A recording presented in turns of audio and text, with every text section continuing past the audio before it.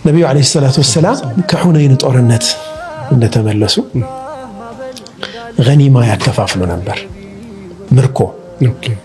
ምርኮ ያከፋፍላሉ። ምርኮ ሲያከፋፍሉ ያው አንሷሮች አሉ፣ አውስና ኸዝረጆች አሉ፣ የመዲና ነዋሪዎች አሉ። የመዲና ነዋሪዎች ደግሞ ነብዩን ሰለላሁ ዐለይሂ ወሰለም ያስጠለሉ የተከላከሉ ህይወታቸውን ንብረታቸውን የሰው ናቸው። አንሷሮች የሚባሉት የአላህ ረዳቶች ናቸው። ሙሃጅሮች ደግሞ ከመካ ተሰደው የመጡ ናቸው። ነብዩ ሰለላሁ ዐለይሂ ወሰለም ልክ እንደመጡ አኻ በይነል ሙሃጅሪን ወልአንሷር ወንድማማች አደረጉ። አንተ ያንተ ወንድም ነህ። እዛ ንብረቱን ግማሽ ይሰጠዋል፣ ሁሉን ነገር ያካፍለዋል ለዛ ወንድሙ። እንዲህ አይነት መስዋዕትነት የከፈሉ ሰዎች ነብዩ ሰለላሁ ዐለይሂ ወሰለም ሁነይን ምርኮ ሲያከፋፍሉ ከመካ የመጡትን ቁረይሾች ጨመር እያደረጉ ምርኮ ሰጧቸው። አንሷሮችን ዝም አሏቸው። የተወሰኑ ሰዎች ቅሬታ ተሰማቸው። አስበዋል። አሁን ሰሃቦች ሰዎች ናቸው። ሰውኛ ባህር ያው ወላሂ የሆነ እንዴ ነብዩ ሰለላሁ ዐለይሂ ወሰለም ገና የተዋጋንበት ሰይፋችን ደሙ እንኳን ሳይደርቅ ለራሳቸው መካ ለመጡት ለራሳቸው ወገን ለራሳቸው እኛን እኮ ተውን ማለት ነው። እኛ በቃ አስፈላጊነታችን አቆመ ማለት ነው። በጣም ተሰማቸው። ነብዩ ሰለላሁ ዐለይሂ ወሰለም ይህንን ወሬ ሰሙ። አሁን እንደዚህ የሚያስቡ ሰዎች አሉ። መሪዎቻቸው ግን ለእርሱ አልተናገሩም። ነሳዕድ ብን ዑባዳ፣ ነሳዕድ ብን ሙዓዝ ትልልቆቹ መሪዎች አሉ። እነሱ አፍነው ይዘዋል። ያንን ነብዩ ሰለላሁ ዐለይሂ ወሰለም አንሷሮችን ሰብስቡልኝ። አሁን you can see የአመራርን ብቃት ሰዎችን ኢሞሽናቸው የተጎዱ ሰዎችን እንዴት እንዲያሰባቸው አይባልም። አንድ ሰው በቃ አሁን በቃ ዶክተር ቢላል እኔ ጋር ባለ ሪሌሽን ፊሊንግ ከተጎዳ ለምን ተጎዳ ማለት አልችልም። የተጎዳህበትን ምክንያት መገንዘብ ከዛ ያንን ማከም።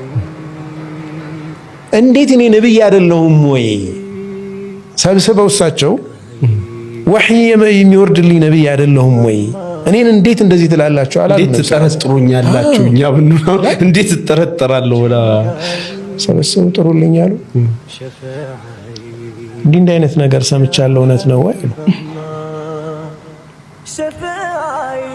ሊደሮቹ የነሱ የጎሳዎቹ መሪዎች ዝም አሉ።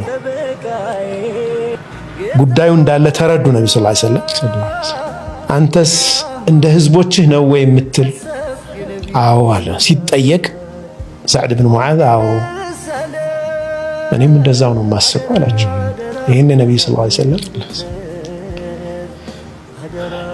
እኔ ከጥመት አላወጣችሁም እንዴ? ከضلال ከጨለማ በእኔ ምክንያት አልወጣችሁም ወይ?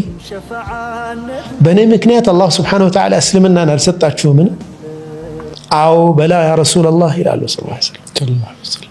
አንሷሮቹን እኮ የሚጠይቋቸው ነብዩ ሰለላሁ ዐለይሂ ወሰለም እነርሱ ላይ ያላቸውን ፈድል ዘረዘሩ፣ ትሩፋታቸውን እሳቸው ለአንሷሮቹ ያደረጉትን። ከዛ እናንተ ሳትሉኝንም ወይ አሉ ነብዩ ሰለላሁ ዐለይሂ ወሰለም አላስጠለልንንም ወይ? ህዝቦች ሲያባረሩ ወደኛ አላስጠጋንንም ወይ? አንተ ጋር ሆነን ህይወት አልከፈልንም ወይ አትሉም ወይ? እንዲህ ብትሉ እኮ ሐቅ አላችሁ አሉ ያ ረቢ። የሌላውን ሳይድ በአማና ማለት ነው። ይሄ አማና ይጠይቃል። የሌላውን ሳይድ ራሱ ከሚገልጸው በላይ ልትገልጽለት ማለት ነው።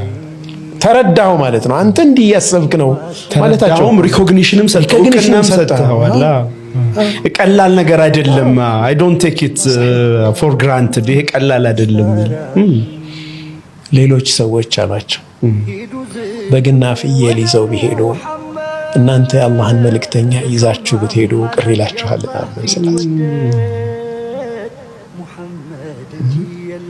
ሌሎቹ ምርኮ ነው ይዘው የሄዱት፣ ቁስ ነው ይዘው የሄዱት። እናንተ እኮ የአላህ መልእክተኛ እናንተ ጋር ነው። ወደናል አንቱ የአላህ መልእክተኛ አለቀሱ አንሳሮቹ።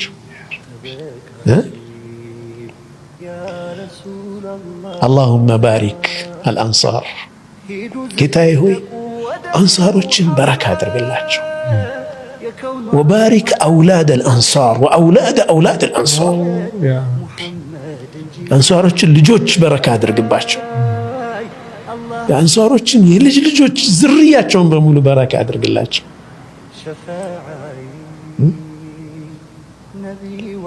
ያንን ፈድል ያንን የአንሳሮችን ውለታ ሪኮግናይዝ ለማድረግ አይመስልህም? ነቢ ሰለላሁ ዐለይሂ ወሰለም ቀብራቸውን መዲና ማድረጋቸው ይገርም እኮ ነው። ትውልዳቸው መዲና ጋር ያላቸው ኢነላህ ሐረመ መካ አሉ እኮ አላህ መካን ሐረም አድርጓል፣ ጥብቅ አድርጓል።